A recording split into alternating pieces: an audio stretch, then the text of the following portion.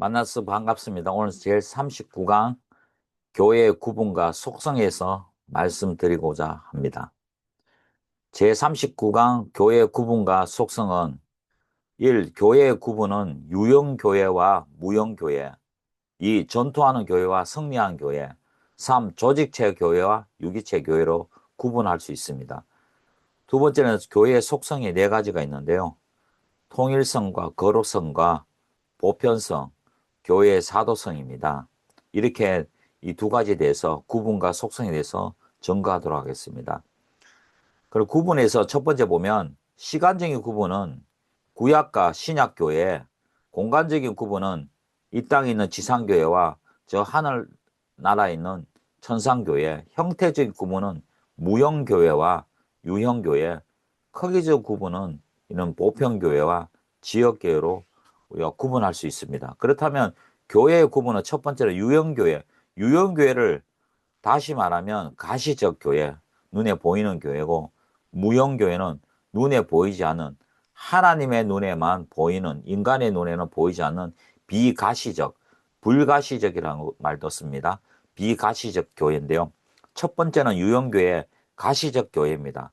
사람의 눈으로 보이는 교회는 교회 교회의 신앙 고백과 예배, 말씀 선포와 성례, 교회 조직과 정치, 그리고 집회에서 그 모습이 드러납니다.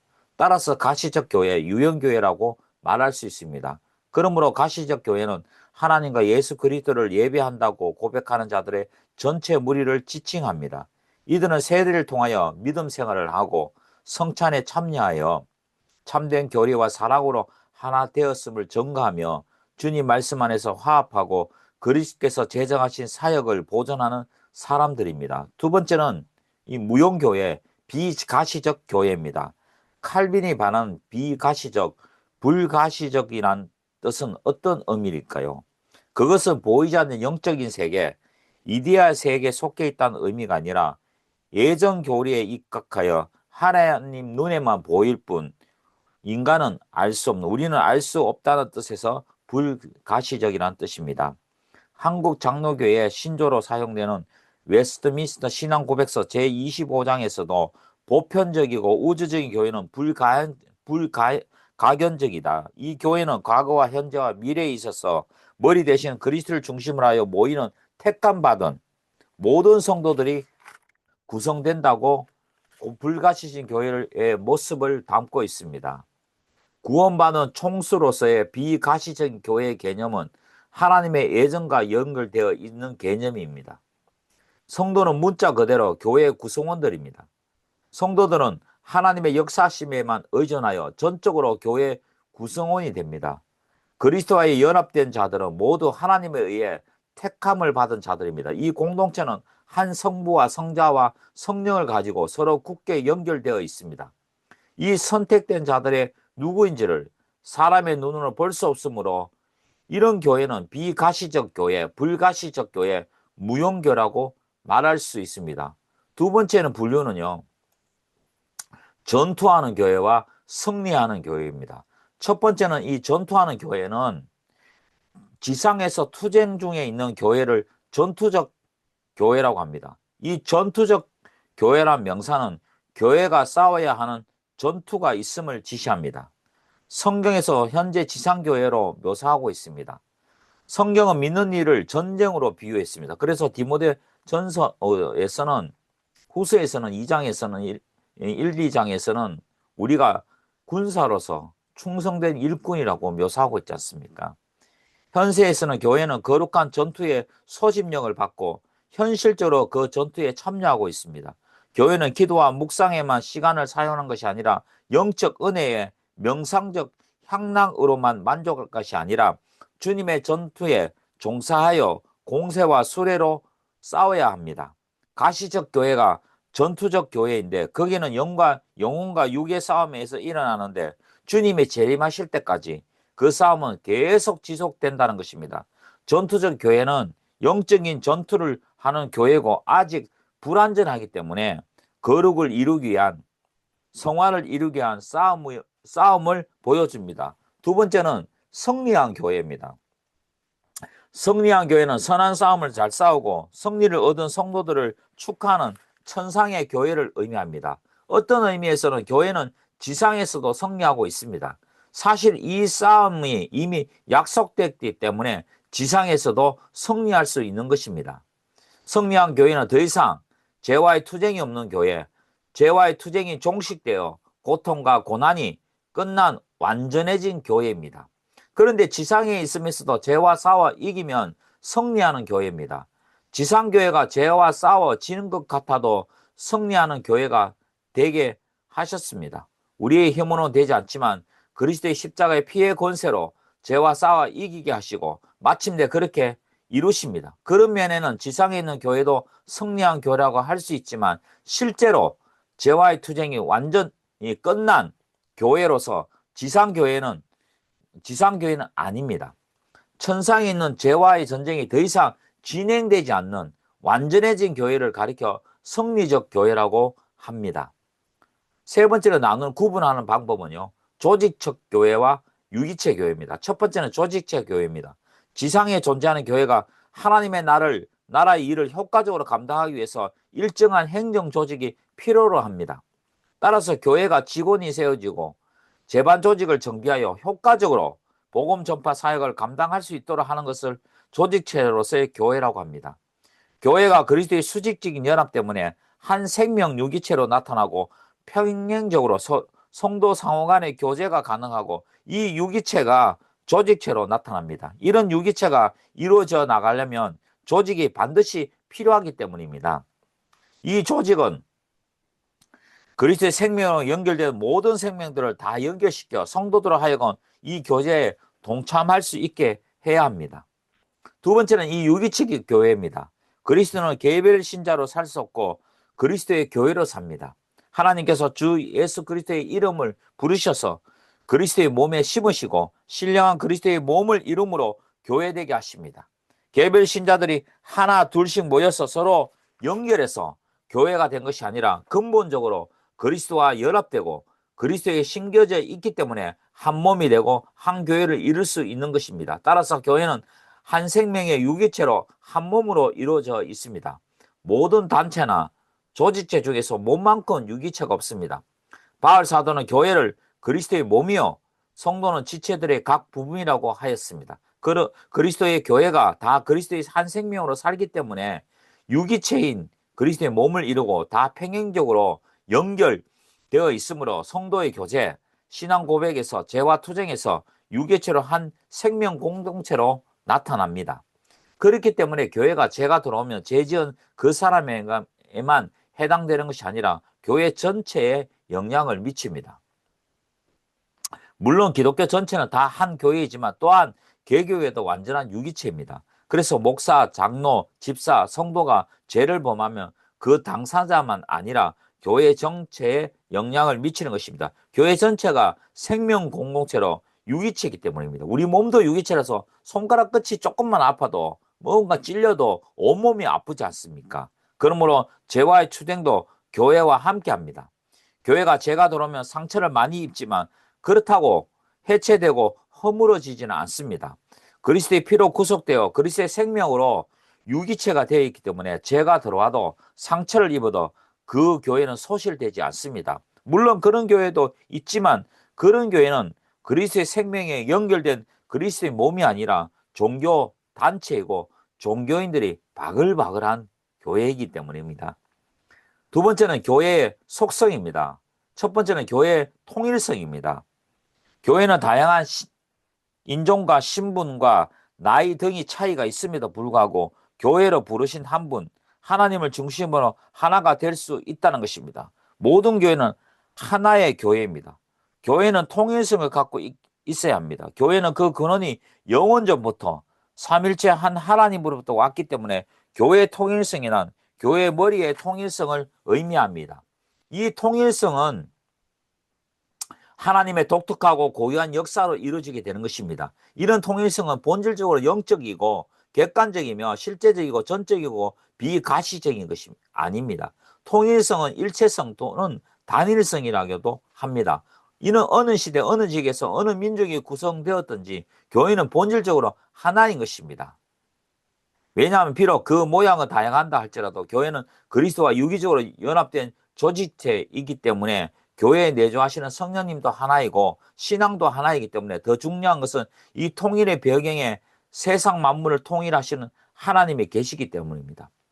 로마 카톨릭은 교회 통일성을 행정 조직, 성직 제도, 정치 체제로 하나 교회 통일성을 말하고 있습니다. 그러나 우리 개혁파 교회, 장로교회는 영적 통일성, 교회를 머리로 함으로 성령과의 교통함, 신앙과 소망과 사랑이 동일하고 통일됐다는 뜻입니다. 첫 번째는 몸의 단일성입니다. 비록 다양한 지체들이 구성되어 있지만 교회 실제 구성원이 다른 장소와 다른 시간에 존재하더라도 그것은 하나의 단일한 몸입니다. 또한 두 번째는 그 머리의 단일성입니다. 그리스도로 다 하나로 머리가 그리스도로 향하여 있습니다. 세 번째는 성령님도 하나인 것입니다. 몸도 하나요, 성령님도 한 분이신 것입니다. 네 번째는 신앙의 당일성입니다. 오로지 하나의 신앙만 있을 뿐입니다. 다른 복음도 없습니다. 다른 신앙도 없습니다. 복음이 제시하고 신앙으로 수용하는 구원의 가르침은 하나이며 그리스도 이전과 이후를 막론하고 항상 하나였으며 하나가 될 것입니다. 사랑의 단일성입니다. 네 번째는 신앙을 통하여 그리스도와 연합한 신자들은 서로 상호간의 결속으로 사랑으로 결속되어 있습니다. 여섯 번째는 소망의 단일성입니다. 소망하는 것은 같으며 우리가 모두 동등하게 소명받았고 때가 되면 모두 참여하게 될 하늘의 기업이 같습니다. 두 번째는 교회의 거룩성입니다. 이 거룩성은 교회의 삼위일체 하나님의 주권적인 은총과 주도적인 계획 속에 시작되었고 모임을 결성되었으며 성령님의 권능과 내주하심에 의존하여 보존되어 왔습니다. 교회의 생명력은 그리스도 안에 있기 때문에 유지됩니다. 그래서 교회를 거룩한 것이라고 말할 수 있는 이유는 근본적으로 하나님께서 친히 자기의 백성을 따로 구별하여 불러내시는 구원 행위의 거룩하심에 있는 것입니다. 왜냐하면 교회의 거룩성이 난 오직 창조주이신 하나님의 거룩하신 성품에서 비롯된 것이기 때문입니다. 교회의 본질의 속성 중에 가장 오래된 것은 거룩성일 것입니다. 왜냐하면 교회의 거룩성은 신앙의 문제이며 교회 내 성령님께서 현존하심으로 인해 기인된 것이기 때문입니다. 이러한 교회의 거룩성에 대해 로마 카톨릭은요, 외면적인 특성에 치중하였습니다. 그들은 외적이며 의식적인 면에 교회의 거룩성을 연결시킨 것입니다. 반면 기독교는 교회의 거룩성에 대해 그들과 로마 카톨릭과 상이한 개념을 가집니다. 객관적인 의미에서 교회가 예수 그리스도 안에서 간주됨으로 거룩하다. 따라서 거룩한 교회는 사도적 가르침에 충실하여 하나님의 말씀을 가르침을 잘 받으며 그 진리에 대한 변정과 선포를 하는 교회이며 또한 그 말씀을 사용하시는 성령님의 사역으로 말미암아 그 교회의 각 지체들이 성숙하고 성화를 온전히 이루어 나가는 교회의 거룩한 교회입니다. 로마 카톨릭의 거룩성은 외면적인 거룩성입니다. 미사나 고해 성사를 통하여 교회의 거룩성이라고 말하지만 우리 개신교, 특별히 개혁파 장로교회는 내면적인 거룩성, 회개를 통하여 교회의 거룩성을 드러내는 것입니다. 세 번째는 교회의 보편성입니다. 교회는 인종, 민족, 계급, 공간을 초월하여 모든 인간을 위해 존재한다는 것입니다. 그러므로 우리는 교회의 보편성을 이해하기 위하여 교파주의, 집단주의, 독선주의에 빠지지 않도록 주의해야 됩니다. 예전에 연예인 교회란 교회가 있죠. 그것은 교회의 보편성을 깨는 것입니다. 교회는 연예인들만 모이는 곳이 아닙니다. 교회는 보편성이라는 또 하나의 속성을 가지고 있습니다. 이 보편성은 신약의 교회에서 가장 현저하게 드러내는 속성입니다. 따라서 구약시대도 보편성이 나타나 있습니다. 그러나 로마 카톨릭 교회는 오직 자신들만이 카톨릭, 즉 보편적 교회이며 참된 교회라고 주장을 합니다. 그래야 다른 교회들은 형제로 받아들이지 않습니다. 이것은 보편적 교회란 말을 사용하고 있을 뿐이지 실제로 전혀 카톨릭이지도 않고 오히려 폐쇄적이며 제한된 교회임을 나타내는 것입니다. 교회의 보편성에 대한 특징은요, 첫 번째는 신약교회의 전 세계적인 성격입니다. 예수 그리스도는 어제나 오늘이나 영원토록 동일하시기 때문에 교회도 영광스러운 과거와 현재와 미래를 갖습니다. 두 번째는 교회는 지리적으로 보편적일 뿐 아니라 역사적으로도 보편적인 성격을 갖습니다. 그래서 어제나 오늘이나 동일하시기 때문에 교회도 영광스러운 과거와 현재와 미래를 갖고 있죠. 세 번째는 모두에게 적용되는 구원의 은총으로 그리스도의 은총은 차별 없이 적용됩니다. 교회를 보편적으로 부른 것은 그리스도가 나누어지지 않은 한 교회도 둘이나 셋이 있을 수 없기 때문입니다. 네 번째 교회의 속성의 특징은 바로 교회의 사도성입니다. 교회의 사도성은 교회가 예수님의 제자들, 사도들이 예수님으로부터 직접 배우고 또 후세에 전하라고 분부하신 것을 전승한다는 것을 의미합니다. 교회의 사도성에 두 가지 특징이 있습니다. 첫 번째는 교회가 사도들이 전해온 교리를 계승하는 것입니다. 이것은 교회가 신약교회를 통해 전수되어 온 사도들의 살아있는 증거를 그대로 받아들이는 믿음으로 가능합니다. 이는 사도들의 신앙과 고백을 따른 것을 의미합니다. 칼빈이 설명하고 있는 사도들의 사명이란 성령님께서 깨닫게 하시는 그리스도의 가르침, 곧 그리스도 안에서 성취된 하나님의 말씀 안에 제한되는 것이라고 점을 강조하는 것입니다. 그리고 교회는 그 한계에 깊이 주의를 해야 할 것을 경계합니다. 왜냐하면 이 법칙은 그리스도께서 친히 받으셨고 적용하신 모범이며 또한 사도들을 통하여 교회에 명령하신 표준이기 때문입니다. 다시 말하면 복음의 연속성이란 중요한 원리며 교리의 계승이기 때문입니다. 이 복음적인 진리에 부응할 때 교회는 사도적입니다. 교회의 사도성은 다른 속성들과 마찬가지로 언제나 하늘에서 내려온 선물이며 가시적으로는 세대에서 세대로 전달되는 것입니다.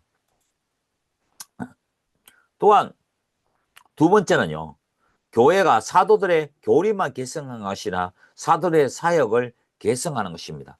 이것은 사도들로부터 받은 명령을 그대로 이어받아 복종하는 것을 의미합니다.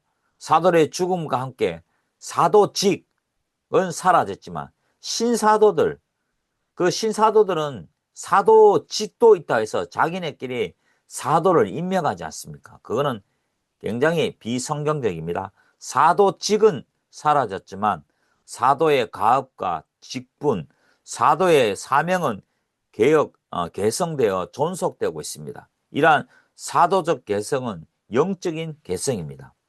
로마 가톨릭의 사도성은 베드로의 초대 교황, 그리고 로마 교황의 자리에 우위성을 두고 교회의 사도성을 증명하고 있지만 그것은 틀린 거죠. 개신교, 개혁파 장로교회는 신앙의 고백이 교회의 사도성의 교리를 계승하고 사도들의 사역을 계승하는 증거가 되는 것입니다. 오늘 여기까지 하고요. 다음에 40강에서 찾아뵙도록 하겠습니다. 감사합니다.